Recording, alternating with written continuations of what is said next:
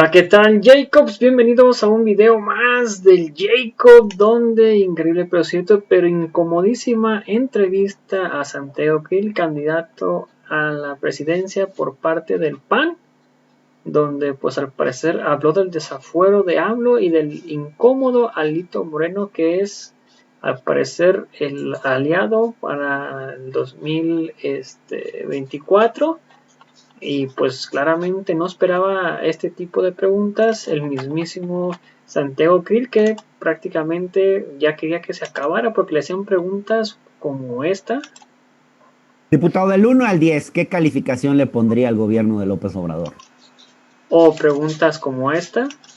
Regresemos un poquito al pasado. Durante el gobierno de Vicente Fox, usted fue secretario de Gobernación y por esto es que le pregunto, ¿no cree que la administración de Vicente Fox le falló a México en lo que esperábamos de la transición? O preguntas como esta. Diputado, usted ha sido señalado por López Obrador y quizás por esta razón no quiera regalarle una hora para platicar de haber sido uno de los impulsores del desafuero cuando él era jefe de gobierno.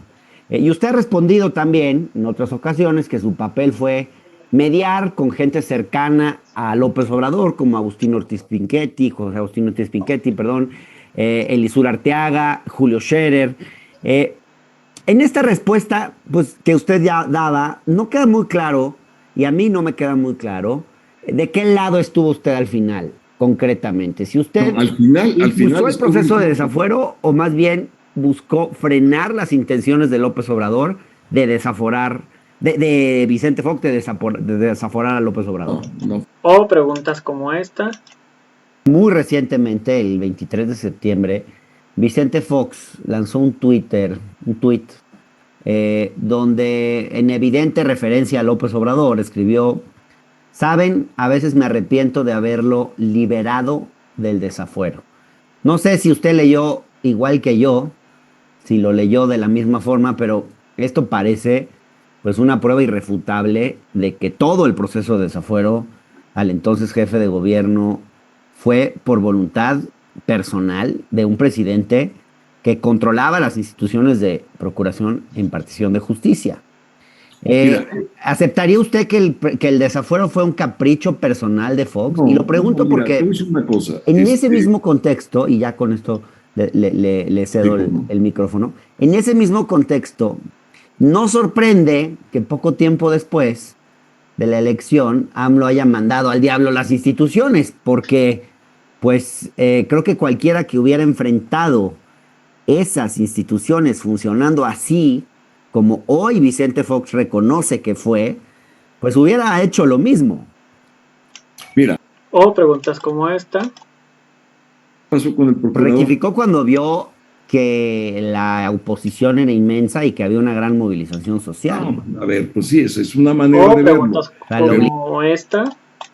Diputado, en los últimos meses tuvo usted un lapsus curioso, uno de esos momentos en los que declaró que el presunto uso de padrones electorales en las elecciones de junio no se daba ni en las peores épocas del PRI, pero inmediatamente corrigió y dijo que el PRI ya estaba democratizado. Yo le pregunto, el PRI de Alito Moreno, ese que vota hoy por prolongar la participación de las Fuerzas Armadas en tareas de seguridad, por línea, digamos, de su presidente, de Alito Moreno. ¿Es un Mira, PRI democratizado? ¿Realmente el PRI está democratizado? Como usted lo mira, dice? a ver, yo Y luego preguntas como esta.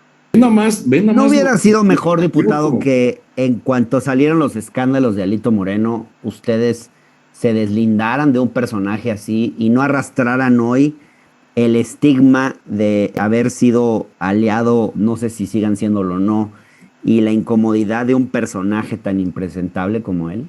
Sí, no, O preguntas como esta. Si usted fuera candidato a la presidencia en 2024, ¿se sentiría cómodo de llevar al PRI como aliado? pues habría que ver las circunstancias. Este, Al habría PRI de que ver- Alito Moreno.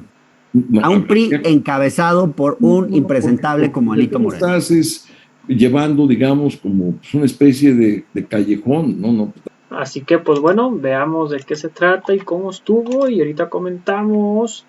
¿Por qué no? Ya que pues prácticamente al parecer ya quería que se acabara esta entrevista el mismísimo Santiago Krill. Eh, Mario, con mucho gusto. Usted ya intentó en una ocasión ser candidato a la presidencia, fue en 2006, y perdió una elección interna del PAN en contra de Felipe Calderón. ¿Por qué ahora quisiera volver a encabezar la candidatura del PAN a la presidencia en 2024? Y especialmente, ¿cuál sería el elemento diferenciador que podría ofrecer usted y solamente usted si fuera candidato a la presidencia? Bueno, en primer lugar, un gobierno de reconciliación nacional. Creo que toda mi vida he sido alguien que ha buscado el diálogo, particularmente con diferentes, con gente que piensa distinto, y hemos logrado muchísimos acuerdos, desde la creación del Instituto Federal Electoral, hoy INE, pasando por la Comisión Nacional de los Derechos Humanos, por el IFAI, antes hoy INAI, es decir, la Agencia de Transparencia, por supuesto la agencia anticompetencia, o más bien antimonopolios, más que anticompetencia. También me ha tocado la creación de la autonomía constitucional del INEGI, la autonomía constitucional del Coneval, la gran reforma de derechos humanos, la reforma a la oralidad de los juicios, en fin, y todas estas reformas que he podido yo participar en el curso de mi vida pública, son reformas que se han hecho con partidos políticos distintos al mío. Nunca he estado en una posición mayoritaria y, sin embargo, pues esto se ha podido construir. Claro, ha sido un esfuerzo colectivo. O sea, usted sería el candidato que nos sacaría de la polarización y el enfrentamiento en el que hoy estamos los mexicanos. Yo creo que eso sería, sí, uno de los elementos diferenciadores. Otro elemento que también me parece fundamental es el restablecimiento pleno del orden constitucional y de la vida institucional del país. Yo creo profundamente en que el Estado de Derecho empieza por cumplimiento de la Constitución y nuestra Constitución no ha sido cumplida en mucho tiempo y en muchas administraciones, no solamente en esta. Entonces, buscaría yo un proceso de reconstrucción institucional del país que nos permitiera vivir una vida institucional fortalecida y, por supuesto, modernizada, porque yo creo que el cambio se impone en muchísimos aspectos de la vida pública. Y esto es lo que he hecho toda mi vida, no es algo que vaya yo a empezar a hacer o que vaya, por supuesto, a dar mi primer paso. A ver, usted me menciona, perdón que lo interrumpa, usted menciona órganos autónomos, menciona un restablecimiento del orden constitucional y legal. Yo me pregunto si este tipo de banderas son las que pueden generar popularidad en un candidato. ¿Usted cree que estos temas venden en la población? O sea, entiendo la importancia, pero en términos de apelar a la ciudadanía, a movilizar el voto, ¿son temas sexys de alguna manera, diputado? Mira, Hernán, es que, digamos, hay propuestas de todo tipo y la pregunta tuya es ¿qué me distingue a mí del resto de los candidatos? Claro. Por supuesto que la política social, que ahorita hablaremos de ella, es algo que va a estar mucho más cercano al electorado que hablar de la Constitución. Yo creo que no de la reconciliación.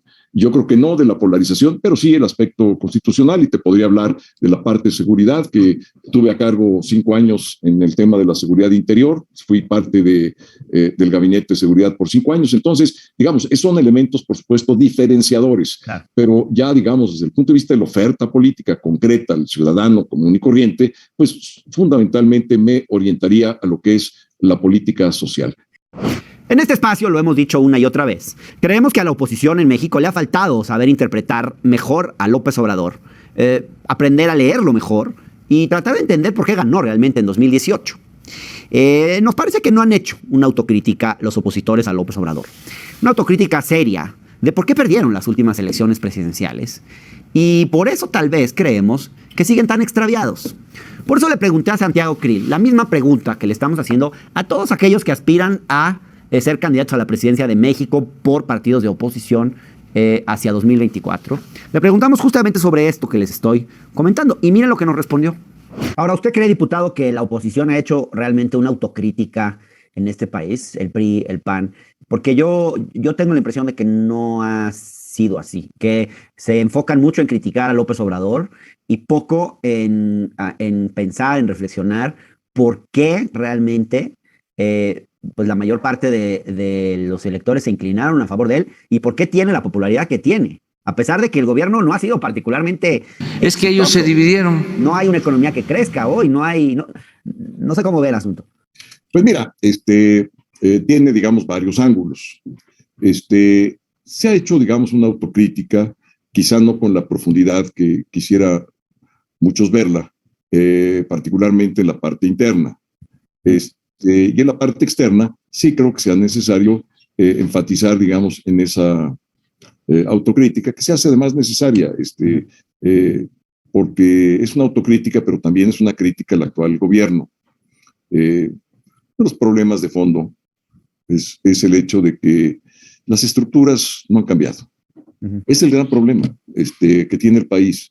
¿Qué quiere decir con las estructuras? ¿Qué estructuras? Intereses creados, Ajá. Factores reales de poder. O sea, la organización básica de la manera como se ejercita el poder en el país, a través de estos intereses creados o de el establishment que se le llama, el status quo, sigue muy enraizado. Pero usted habla de las estructuras de poder como si no fuera usted y su partido parte de ellas. Pues bueno, yo ahí siempre he tenido, digamos, un punto de vista propio.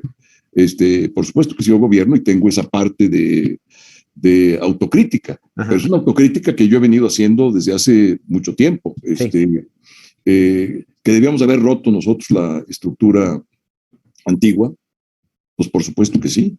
Es parte de la autocrítica, pero también la vemos hoy en día, Hernán. Y es el problema. ¿Por qué no avanza este país? Pues porque tiene, digamos, arraigada una serie de intereses creados. ¿En dónde los quieres ver? En la vida sindical, en el campo, en la parte económica, digamos, de los grandes intereses, en la parte, digamos, de la ilegalidad, las mafias, el crimen organizado, en el tema de del tráfico de personas, el tráfico de bienes. Diputado, del 1 al 10, ¿qué calificación le pondría al gobierno de López Obrador? Abajo de 5. Abajo de 5, reprobado entonces. Sí. ¿Cuáles serían los 2 o 3 aspectos que considera positivos del gobierno de López Obrador y que usted mantendría en caso de llegar a la presidencia de la República? Bueno, yo creo que el primero, que a mí me parece que es el gran acierto, haber elevado a rango constitucional algunos de los programas sociales, de la política social. Yo creo que eso es realmente algo que a mí me satisface enormemente. Además, ¿El PAN votó a favor de eso? Mitimita. Ajá. Qué pena, ¿no? Pues sí, lamentable, lo dije siempre y lo sigo diciendo. Entonces, eso me parece clave, porque ya queda y es inamovible. Claro. Y además, hay que recordar una cosa muy importante. En la reforma que llevamos a cabo de los derechos humanos, la reforma del 2011, hay un principio fundamental que es el principio de progresividad. ¿Qué quiere decir ese principio? Lo que se haya avanzado en materia de derechos humanos y la dimensión social de los derechos humanos pues es fundamental. Ya no puede haber una regresión. Claro. Ese es el lado, digamos, negativo del principio. Y el lado positivo es que siempre los derechos humanos tienen que ir avanzando. Claro. Ese es uno. ¿Otros dos? Dos. Te va a sorprender, Hernán. A mí la parte de recaudación me ha dejado muy bien sorprendido. A mí también. Eliminar exenciones fiscales, créditos fiscales. Mira, lo que te voy a decir te va a sorprender más. Si yo llego a ser presidente, dejaría a la misma jefa. ¿De verdad? Sí. Sí, a mí me parece que ha operado eficientemente, que realmente es uno de los intereses creados, ¿no? Hay un Estado que ha puesto más empeño en hacer cumplir pues la ley en ese sentido. Que no era posible, o sea, y en fin, digamos, esta es una pequeña parte. Podemos hablar de la película más grande, si quieres, mercados dominados por oligopolios, monopolios, ¿y qué tienes? Pues tienes una concentración del ingreso de una manera insultante. Y esto lo dice alguien que viene del PAN. Te sorprende mucho, pero pues así he pensado, no hoy, sino pues, toda mi vida. Bien. Soy la parte más liberal, digamos, del partido. Entonces, el segundo, la parte recaudatoria. La parte que me parece también un gran acierto, nomás que creo que no le ha todavía cuajado, es voltear a ver al sur. Todos los presidentes han querido voltear a ver al sur. Y cuando el presidente López Obrador, bueno, pues mira, lo del Istmo de Tehuantepec a mí me emociona mucho, porque es un proyecto que viene desde la época de Díaz.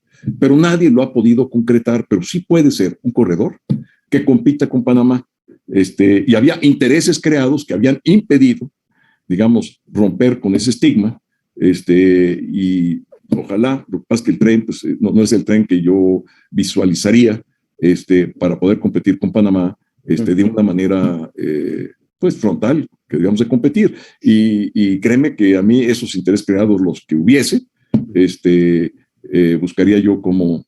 Entonces, apostar al desarrollo del sur del país me parece un logro importante. Sí, es un acierto. Ahora lo escucho y me sorprende un poco porque en general, por lo menos hoy creo que los discursos del PAN que más escuchan, de su partido, tienden a ser los más estridentes, a no reconocer prácticamente ningún avance y a básicamente oponerse y estar en contra de todo. ¿Usted representa un PAN distinto, un sector que estaría buscando de pronto cierto tipo de diálogo con este gobierno? No, a ver, no es que buscaría, es que ya lo busqué dos veces. La puerta. Desde diciembre pasado. Es cierto.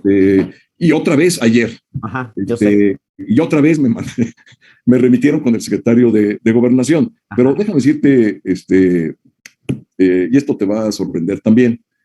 Lo primero que le traté yo al secretario de Gobernación, él me quiso tratar lo de la reforma eléctrica en diciembre pasado. Le dije, a ver, pero hay un problema seriosísimo con la participación de las Fuerzas Armadas, de la manera como está sucediendo y sobre todo en la fecha que tiene como guillotina, que estamos platicando de qué yo haría distinto en materia de seguridad. No lo acabamos, pero tampoco quisiera yo acabarlo porque nos vamos a acabar el tiempo. Creo que hay otros temas que también te interesarían. Pero se lo traté y le abrí una agenda, pues una canasta de temas variados. Tú sabes una cosa, que es verdaderamente increíble en un sistema democrático. El presidente de la República no ha tenido un solo diálogo directo con el PAN. Uno, ¿verdad? O sea, ¿cuál era mi chamba de todos los días como secretario de Gobernación? Me reunía con todos. Y me extraña porque con el presidente López Obrador tuvimos pues una etapa de democratización muy importante. Miren, el seminario del Castillo, que duró un año, del cual emerge la reforma del 96, y lo que da paso a la alternancia, porque en 97 ya la oposición tuvo la mayoría en la Cámara.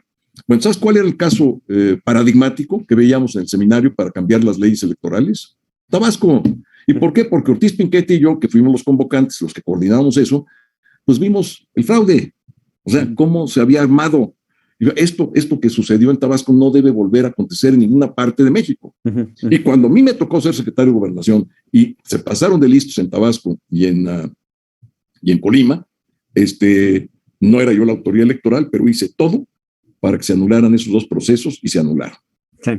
Ahora, diputado, ¿cuáles serían los tres errores, en su opinión, más graves de esta administración que usted buscaría revertir al día siguiente de llegar al poder? Polarización, resentimiento, división. Un país que quiere marchar con un desarrollo acelerado, como es mi visión, un proceso de reconstrucción nacional, y que podamos conseguir las metas que este país requiere para lograr su bienestar, necesita una unidad, pero ojo, no es una unidad de unanimidad, pues es una tontería eso. Es una unidad dentro de una diversidad, dentro de una pluralidad, pero sí requerimos de ponernos de acuerdo en cosas básicas. Por ejemplo, a mí me llamó mucho la atención que el presidente no nos hubiera convocado cuando vino la pandemia. Es una situación de Estado. O que no los convoque hoy, que hay que discutir cómo solucionar la crisis de inseguridad que hay. A ver, y te voy a decir cómo pasaron, digamos, esa reforma aquí en la Cámara. Pues obviando trámites y de un día para otro y ni la conocíamos. Eso no, o sea, estar a salto de mata atrás de un arbusto y brincar a medianoche no es política. O sea, te pueden sorprender, pero pues no es política. O sea, eso no le sirve al país. Lo que le sirve es escuchar muchas voces y eventualmente el presidente pues tiene su responsabilidad y tomará sus decisiones. Pero no ha habido diálogo. Yo le he dicho mucho al secretario de Gobernación, le digo, oye, abre, da espacios. ¿Por qué? Porque el debate en una Cámara como la que tenemos hoy en día es un debate muy polarizado.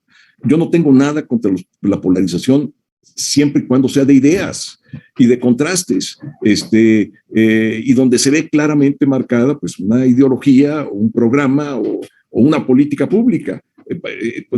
Pues eso y a veces estamos enfrascados en discusiones o en conflictos más bien, ni siquiera discusiones, un tanto infértiles, ¿no? Un poco inútiles. Inútiles. Y mira, por ejemplo, la política de enviar las iniciativas y que no se les mueva una coma, y como hay una mayoría aquí, sobre todo para las piezas legislativas de carácter secundario, bueno, pues dices, pues pásenle, o sea, si ese es pásenle, nomás que si es inconstitucional, nosotros tenemos nuestro derecho de impugnar eso ante la Corte por nuestro derecho de minoría que tenemos y hemos ejercitado. Bien, polarización, ¿qué más?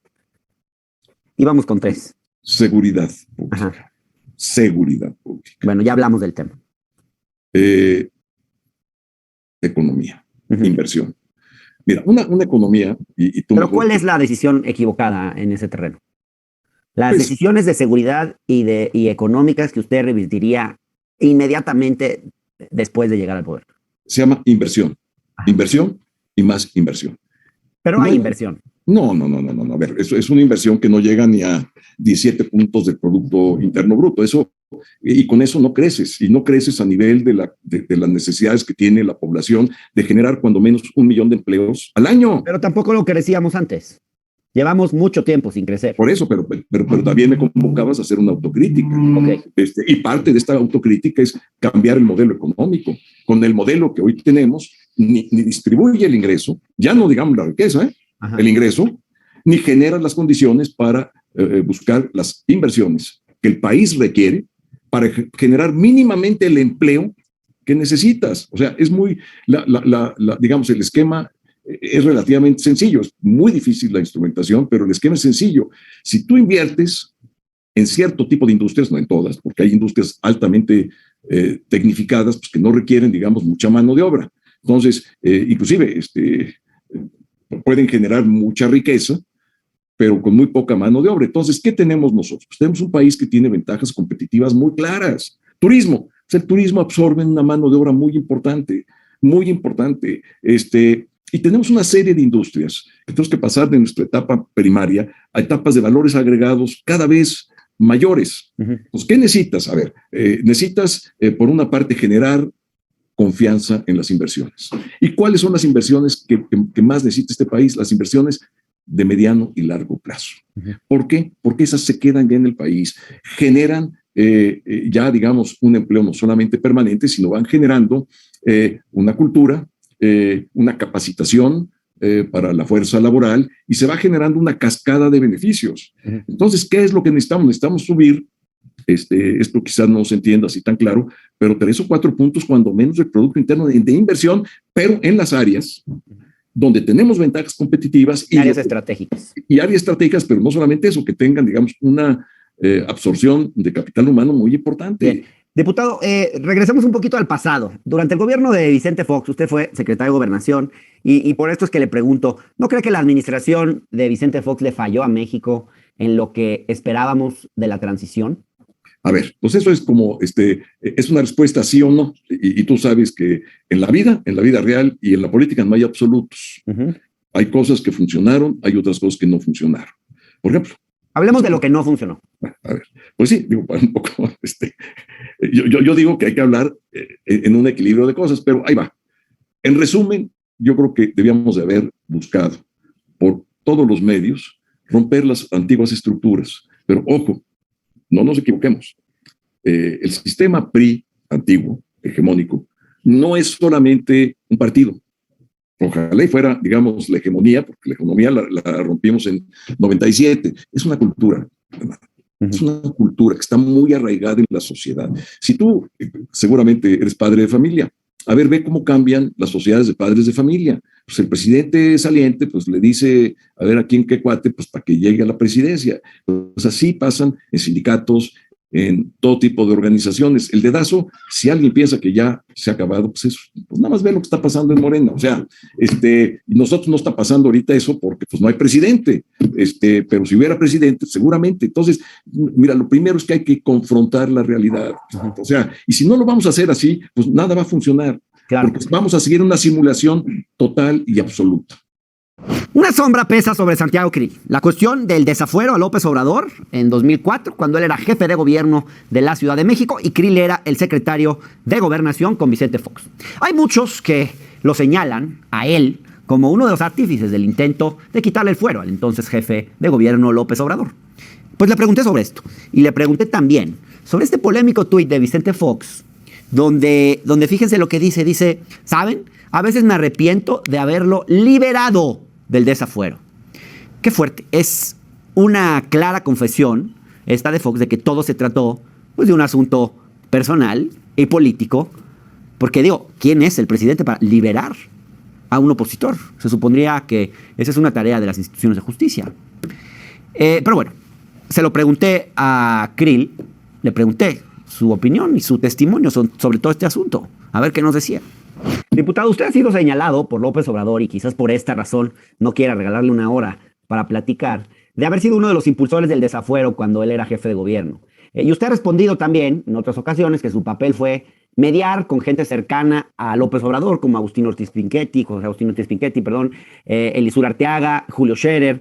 En esta respuesta, pues, que usted ya daba, no queda muy claro, y a mí no me queda muy claro, ¿de qué lado estuvo usted al final, concretamente? Si usted al final impulsó el proceso de desafuero o más bien buscó frenar las intenciones de López Obrador de desaforar, de Vicente Fox de desaforar a López Obrador. No, fue muy claro. Mira, a ver, te platico porque es un antecedente que quizá lo pasas por alto, pero hay una biografía en todo esto. Sí. Cuando querían quitar a mi competidor, Andrés Manuel López Obrador, en la Ciudad de México, por la cuestión de domicilio, Lo recuerdo. Bueno, me puse a ver y me opuse a eso. Fíjate tú, porque o sea, a mí no me gana, yo no quiero ganar en una barandilla de un tribunal, porque además pensaba yo que al final del día el argumento jurídico era bastante endeble, como lo he probado muchas veces, pues ve lo que le pasó a Xochitl Gálvez aquí en la Miguel Hidalgo, pues que no, que ella es de Hidalgo, no. Y pudimos hacer el argumento, que es el mismo argumento que hubiera pasado finalmente con López Obrador.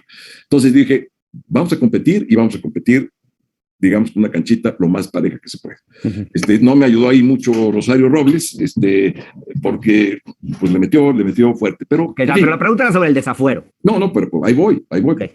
Nada más, ahí vamos paso a paso. Entonces, pudiendo yo lo haber hecho, sacarlo, digamos, de la competencia, a lo mejor salía, a lo mejor no lo sé, no lo hice. Ojo, y competí con él, y quedamos, pues tú ya sabes la historia, cerquita. Y gané parte del oriente de la ciudad, además, hasta Venustiano Carranza. Cuando vino esto, yo honestamente al principio, ¿verdad? Creía que había un desacato, porque todo empezó por el famoso desacato. Yo no soy penalista. Entonces, pues yo, digamos, lo tomé como dado, lo que decía el procurador. Y claro, pues desde el punto de vista público, en un principio apoyé la decisión del desacato. Ya cuando me metí yo a estudiar, con el personal de la Secretaría de Gobernación, llegamos a la conclusión de que la tipificación del delito no era tal. Y en ese momento fue cuando fui a hablar con el presidente, que por cierto... ¿Cuándo fue esto? No recuerdo en los meses, ¿no? Pero fue, pues digo, un par de meses después de la discusión del desacato.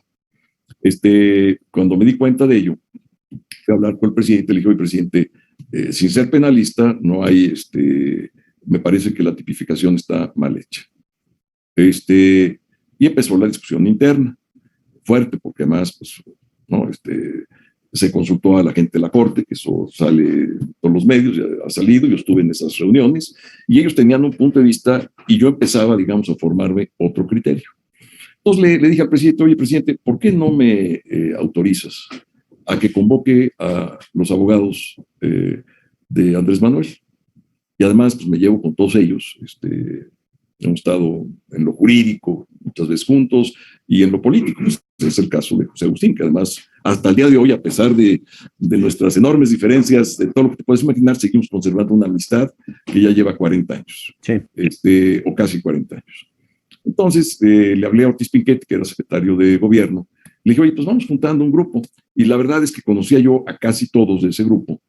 Y luego hubo un penalista dentro del grupo que fue el que dio la idea. Y esto lo sabe casi nadie. Y fue Rafael Guerra, actual presidente del Tribunal Superior de Justicia. Él fue el que dio, porque es un penalista. O sea, ni Scherer, ni Elisur, por más constitucionalista que sea, ni yo, que también me gusta mucho la parte de la Constitución, la teoría constitucional. Luego el otro era Javier Quijano, que es un gran procesalista en materia civil, mercantil, pero digamos en las áreas civiles, mercantiles, etcétera. Julio Scherer, ¿quién más estaba ahí? Pues pueden ir otros más, ¿no? Pero la verdad es que Rafa Guerra fue el que ya explicó bien por qué no tipificaba el delito. Entonces, cuando yo me percaté de eso, ya tenía yo la opinión jurídica, que no la contaba, sino era más bien intuitiva al principio, y ya me habían repasado hasta en el Zócalo, ya te puedes imaginar, aquí en la Cámara y todo esto. Le dije, mira, voy a ir, le dije a María Amparo Casar, y te doy los nombres para que tú tengas la manera de, no tú, digo, si tú me crees bien, pero si no, pues tendrás la manera de verificar. Le dije, oye, María Amparo, yo ya estoy convencido, entendía muy bien dónde estaban las fallas. Y entonces empecé toda una labor interna, pero pues una labor interna que tardó demasiado, honestamente, demasiado. ¿Una labor interna orientada a qué? Pues a quitar ya el famoso el procesamiento del desafuero. Recientemente, muy recientemente, el 23 de septiembre, Vicente Fox lanzó un tuit donde en evidente referencia a López Obrador escribió: saben, a veces me arrepiento de haberlo liberado del desafuero. No sé si usted leyó igual que yo, si lo leyó de la misma forma, pero esto parece pues una prueba irrefutable de que todo el proceso de desafuero al entonces jefe de gobierno fue por voluntad personal de un presidente que controlaba las instituciones de procuración e impartición de justicia. ¿Aceptaría usted que el desafuero fue un capricho personal de Fox? Y lo pregunto porque en ese mismo contexto, y ya con esto le cedo el micrófono, en ese mismo contexto, no sorprende que poco tiempo después de la elección AMLO haya mandado al diablo las instituciones, porque pues creo que cualquiera que hubiera enfrentado esas instituciones funcionando así, como hoy Vicente Fox reconoce que fue, pues hubiera hecho lo mismo. Mira, en primer lugar, el presidente Fox no es abogado. Entonces, la terminología aquí sí cuenta. Pero no estamos en una discusión jurídica, estamos en una discusión política. De cómo se usaron las instituciones para apartar a un adversario. Te explico. En una lógica en las antípodas de la democracia. No. A ver, déjame explicártelo como yo lo veo. Y respeto los puntos de vista distintos. Yo lo veo así. El presidente después, primero no quería ni hablar del tema. ¿Por qué? Porque tenía la visión de un procurador y tenía la visión de algunos ministros de la Corte. La visión, porque yo estaba en las reuniones. O sea, no es una cuestión de que me platicara. Ahí estaba y argumentaban y algunos eran penalistas y otros no. Y como te digo, yo no tenía, nunca he practicado un derecho penal. Me gusta mucho en teoría, no en práctica. Entonces, ya el presidente se convenció. Y cuando convenció, rectificó. Ojo. Si no hubiera rectificado, quién sabe qué hubiera pasado. No lo sé si la teoría de mi amigo Rafael hubiera prosperado o no en el juzgado. Pero pasó. ¿Y qué fue lo que hizo Fox? Que nadie se lo reconoce. Porque siempre sí, desafuero, pero rectificó. Ojo. ¿Qué pasó con el procurador? Rectificó cuando vio que la oposición era inmensa y que había una gran movilización social. No, a ver, pues sí, es una manera de verlo. O sea, lo obligaron a rectificar. Bueno, es una manera de verlo. Está bien, yo la respeto. Pero él rectifica, sale el procurador, ¿sale o no sale? Inmediatamente se nombra otro procurador y con ese otro procurador, que fue Daniel Cabeza de Vaca, entendió perfectamente la situación y se facilitó ya todo. En fin. ¿No dejó una mancha indeleble en el gobierno de Vicente? Sí, fue un error. Error y los errores responsabilizan y los errores, pues ahí están. Pero aquí te voy a decir una cosa. Lo que no se le ha reconocido al presidente Fox es que rectificó y cayó un procurador. Bueno, rectificó y hace unos días desrectificó porque dijo que había sido un error liberarlo. Bueno, liberarlo. Las palabras que usa. Pues sí, pero no sé qué quiso. Puede ser que ya esté Vicente Fox. No. Si estuviera mi amigo Rubén un poco imprudente Aguilar, entonces a lo mejor hubiera dicho lo que quiso decir. Yo no lo leí de esa manera. Okay. No lo leí así, pero en fin. Después de esto, la conversación regresó a terrenos más actuales, particularmente sobre qué tan cómodo se sentía él, Santiago Krill, con la alianza entre el PAN y el PRI. Y sobre todo tomando en cuenta este icónico momento lleno de humor involuntario. con los padrones de los programas sociales. Entonces, esto pues, es un ataque a la democracia. Miren, ni en las peores épocas del PRI, hoy nuestro aliado, pero ya democratizado. Bueno, como ven, estos son los momentos incómodos y penosos de la Alianza Va por México. Bueno, decidí preguntarle directamente a Santiago Krill si no le incomodaba a un panista de cepa como él estar aliado con un impresentable partido dirigido por un más impresentable a un personaje como es Alito Moreno. Miren lo que me respondió. Diputado, en los últimos meses tuvo usted un lapsus curioso, uno de esos momentos en los que declaró que el presunto uso de padrones electorales en las elecciones de junio no se daba ni en las peores épocas del PRI, pero inmediatamente corrigió y dijo que el PRI ya estaba democratizado. Yo le pregunto, el PRI de Alito Moreno, ese que vota hoy por prolongar la participación de las Fuerzas Armadas en tareas de seguridad, por línea, digamos, de su presidente, de Alito Moreno, ¿es un PRI democratizado? ¿Realmente el PRI está democratizado? Mira, yo no estoy para calificar ahorita todavía un aliado que hasta ahorita... Sigue siendo aliado. Pues sigue siendo, está en suspenso. O sea que mejor no pelearse con él. Oye, en condición suspensiva. Okay. Como decimos los abogados, chocantes. Sí. No lo voy a ver. A ver, ¿por qué está así Alito? ¿Por qué? No sé. Pues porque cumplió su palabra. Con nosotros. A ver, si hubiera votado a favor de frenar la reforma energética, ¿qué hubiera pasado? Si hubiera frenado la reforma eléctrica, ¿estaría en esas condiciones? ¿O no crees que a lo mejor hasta una embajadita le daban como a Quirino y como al otro y esto? No, ven nada más. ¿No hubiera sido mejor, diputado, que en cuanto salieron los escándalos de Alito Moreno, ustedes se deslindaran de un personaje así y no arrastraran hoy el estigma de haber sido aliado, no sé si sigan siéndolo o no, y la incomodidad de un personaje tan impresentable como él? Sí, nomás que te voy a decir una cosa, alguien que te cumple la palabra y se le va el Estado encima, con razón o sin ella, me da lo mismo, pero fue porque cumplió la palabra de frenar esa tóxica reforma eléctrica. Ajá. Y a ver, entonces, ¿qué va a hacer con el aliado? Oye, pues le están sacando esto. Yo no voy a estar de juez, pero tampoco voy a dejar de ver la realidad. Ahora, ¿el PRI es una persona? Pregunto. ¿El PAN es una persona? No.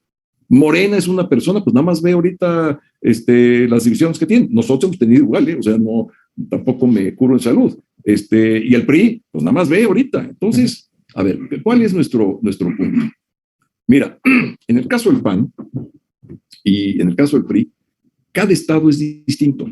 O sea, sus comités directivos, sus militancias, su proceso de avance democrático pues es muy distinto.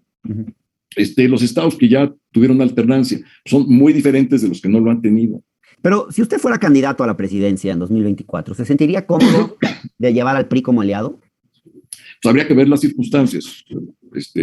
Al PRI de Alito Moreno. No, a un PRI encabezado por un impresentable como Alito Moreno. Estás llevando, digamos, como una especie de callejón, ¿no? Pues también salidas, o sea, yo nunca me meto en callejones. Es mi trabajo como periodista. No, pues ya lo sé que es tu trabajo, pero pues no me metes en un callejón. A ver, ¿qué es lo que yo deseo?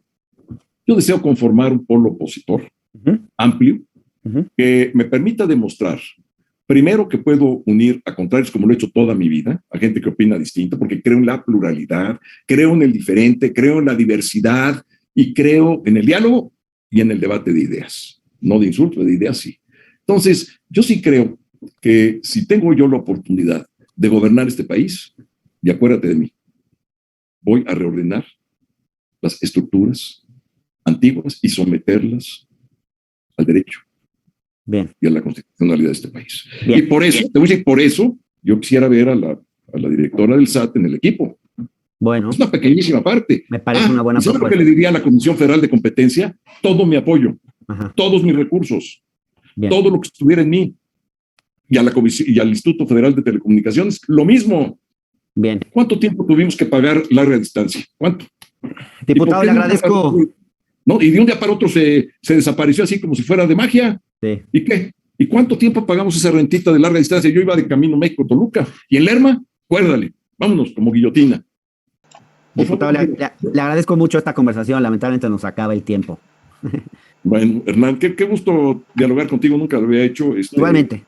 Me gustan las preguntas incómodas. Muchas gracias.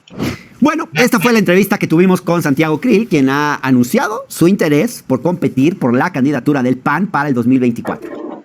Y ahí está clara y contundente la entrevista, donde pues prácticamente estuvo incomodísimo Santiago Krill, donde le hicieron preguntas que no las imaginaba, ya que pues él pensaba que era una entrevista facilita, de que ay, vas a ser candidato, sí, qué es lo que está mal, qué es lo que está bien, y fue de menos a más prácticamente. Así que pues no sé ustedes qué opinan al respecto de esto. Claramente se veía con una cara de que ya se acabe, o bien incómodo, porque pues no se enteró duro, sino lo te pido con preguntas que pues prácticamente le daban jiribilla. Así que pues no sé ustedes qué opinan al respecto de esto. Sin antes mencionarles, si me pueden apoyar con estrellas que no afecten su economía, sería completamente fantástico. Aquí le voy a compartir estas 3 estrellas color dorado. Le presionas hasta una paseta de 99 hasta 530 estrellas, o en estos 3 puntos color morado le das en quiero colaborar, y por solo 99 pesos mensuales en apoyo al canal para consolidarlo sería completamente fantástico. Se los agradecería muchísimo. Vamos a ver qué opina la gente al respecto de esto. Isabel OG, saludos. Abel Cárdenas, saludos desde Tulum, saludos desde la hermosa Perla Tapatía. Adel Cárdenas, Paco Aguilera, puro fanático. Sandra Cruz Pérez, saludos. Sandra Luz Pérez, el pueblo hallará al 100% con Morena y la 4T y el PT 2024, completamente de acuerdo. Elvira Puebla Osorio, ¿por qué no lo hicieron cuando estuvieron en el poder? Ahora sí se dan consejos para saber las cosas, o cuando el pinche pena perdieron su oportunidad. Completamente de acuerdo. José Arriaga, saludos, deberías ser mejor en ti mismo. Elvia Puebla Osorio, es un honor estar con Obrador, es un honor estar con Obrador. José Arriaga, te están preguntando del PAN, no del PRI. Marco Antonio Sandoval, estrategias es para robar a los mexicanos, fuera prianistas, no más engaños, completamente de acuerdo. Alfonso Rajano, este señor no tiene nada de congruencia, se trata de sumar y multiplicar, no de seguir criticando al PRI y al PAN. Terminaron con nuestro país durante 70 años, y ahora que la cuarta transformación está quitando la corrupción, estos tipejos hacen promesas que ya no se las cree. Iván Sánchez, Santiago, Chochito Krill, Antonio González Enciso, estos 70 años lo mismo, ahora son más de lo mismo. Virginia Méndez, saludos. El PRI, PAN, MC, PRD son muy corruptos, ya no se engañan al pueblo. Osegrea Angie Norma, cuánta hipocresía, ni una vez más, no más PRIAN MC. Marta Cortés, saludos. José Alvarado, súper incómodo que no dejó de tartamudear el muy corrupto, así es. Lino Antonio Calderón Gámez, saludos. Antonio Gámez, saludos. Ese Krill siempre un vividor como Romero X, completamente de acuerdo. Bueno, pues ahí está lo que opina la gente al respecto de eso. No sé ustedes qué opinen. Sin antes mencionarles, si me pueden apoyar con un like en la página, con un like ahí en el video, comentar y compartir para que muchas más personas nos vean, sería completamente fantástico. Así que pues bueno, les agradezco. Gracias por ver el video, los invito a ver nuestro siguiente video, y recuerden que saludos desde la hermosa Perla Tapatía. Nos vemos en el siguiente video, hasta la próxima, bye, suscríbanse.